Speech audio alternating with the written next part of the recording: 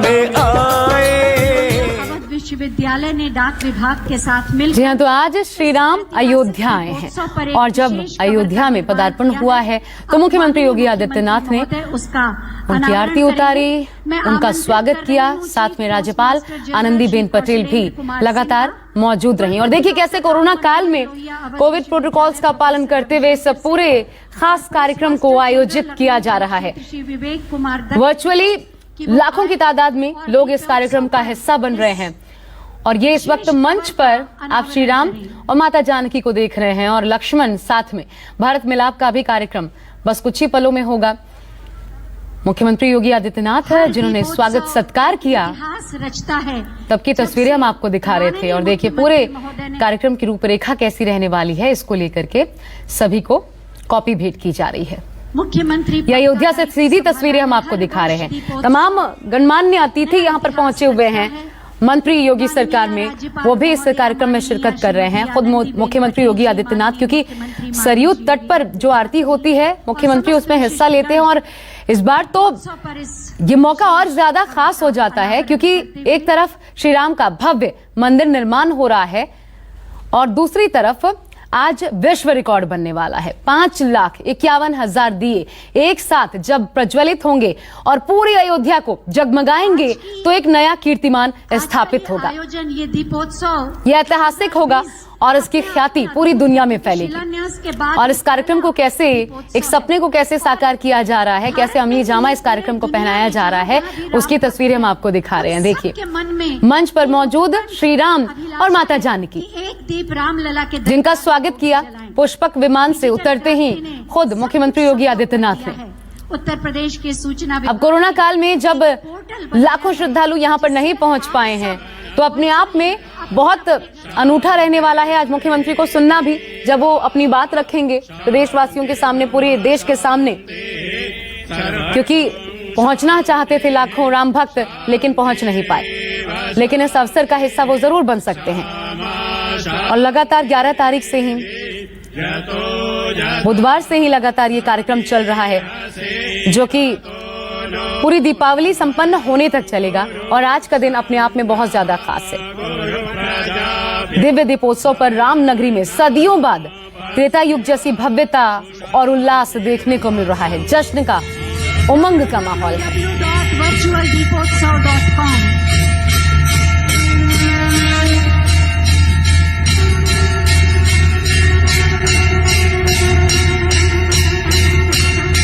हम सीधा रुख करते हैं अशोक तिवारी का, मेरे साथ मेरे सहयोगी लगातार बने हुए हैं। अशोक, ये तस्वीरें हम देख रहे हैं, मुख्यमंत्री भी भाव विभोर लग रहे हैं क्योंकि तालियां बजा रहे हैं वहां पर जितने लोग मौजूद हैं उनके साथ साथ। जरा इस दृश्य को समझाइए। देखिए दरअसल अभी भगवान राम का राज्याभिषेक होने के बाद उत्तर प्रदेश के पर्यटन मंत्री का संबोधन हुआ और उस संबोधन के बाद लगातार राज्याभिषेक की तस्वीरें हम लोगों के सामने आ रही हैं और अब वहां पर हर व्यक्ति मुख्यमंत्री के संबोधन को सुनने के लिए तैयार है। लेकिन उसके पहले आप देखिए कि वहां पर एक तरह से सभी व्यक्ति पूरी तरह से भाव विभोर नजर आ रहे हैं आज के इस दृश्य को देखकर। सांकेतिक तौर पर भगवान राम, माता सीता और लक्ष्मण जी का राज्याभिषेक इस पूरे आयोजन के दौरान किया जाता है और इसी प्रोग्राम के दौरान सभी को आप काफी आप कह सकते हैं कि श्रद्धा की स्थिति में तस्वीरों में देख पा रहे होंगे। अभी थोड़ी देर बाद मुख्यमंत्री योगी आदित्यनाथ का संबोधन भी होना है इस पूरे आयोजन को लेकर, क्योंकि इस बार भले ही लोगों की भीड़ यहाँ पर उतनी ज्यादा ना हो लेकिन कार्यक्रम को बृहद बनाने में कोई कमी नहीं छोड़ी गई है। आप देखिए कि इस बार न सिर्फ दीपों की संख्या बढ़ाई गई है बल्कि जो झांकियां निकाली जाती थी साकेत महाविद्यालय से उसको भी यथास्थिति बरकरार रखा गया है। 11 झांकियां भगवान राम के जीवन चरित्र पर आधारित निकाली जाती थी, उनको भी आज निकाला गया है। इसके अलावा जो दूसरे आयोजन होते थे दीपों की संख्या में भी इजाफा किया गया है। 5,51,000 दीपों को प्रज्वलित किया जाना है। अब धीरे धीरे जो राम की पैड़ी है वहां पर लोगों की आवाजाही बढ़ती हुई देखी जा रही है। धीरे धीरे तमाम सारे साधु संत, तमाम सारे लोगों का राम की पैड़ी की तरफ आवागमन शुरू हो गया है। तो कुल मिलाकर इस आयोजन को जितनी भव्यता देने की कोशिश की जा रही थी उसको उतनी भव्यता दी गई है। पूरा का पूरा कह सकते हैं कि योगी सरकार के तमाम सारे मंत्री यहाँ पर मौजूद है, जिसमें दोनों उप मुख्यमंत्री, इसके अलावा पर्यटन मंत्री के साथ साथ तमाम सारे विधायक अयोध्या से जुड़े हुए वो इस वक्त रामकथा पार्क के भीतर मौजूद है। और अब सभी को इंतजार है कि अभी थोड़ी देर बाद जब योगी आदित्यनाथ का संबोधन होगा तो उसमें क्या कुछ राजनीतिक और सांस्कृतिक संदेश योगी। और जब आप राजनीतिक संकेत की बात कर रहे हैं तो अशोक मुझे ये भी कहना चाहिए कि अब जब राम का राज्याभिषेक हो चुका है तो बार बार यूपी के लिए एक शब्द इस्तेमाल किया जाता है आजकल की राजनीति में कि क्या यही राम राज्य है। जब जब कोई घटना घटती है तो सवाल उठता है मुख्यमंत्री योगी आदित्यनाथ पर। जब आज राम का राज्याभिषेक हो रहा होगा तो यकीनन वो जिम्मेदारी अपने कंधों पर मुख्यमंत्री महसूस भी कर रहे होंगे जाहिर तौर पर।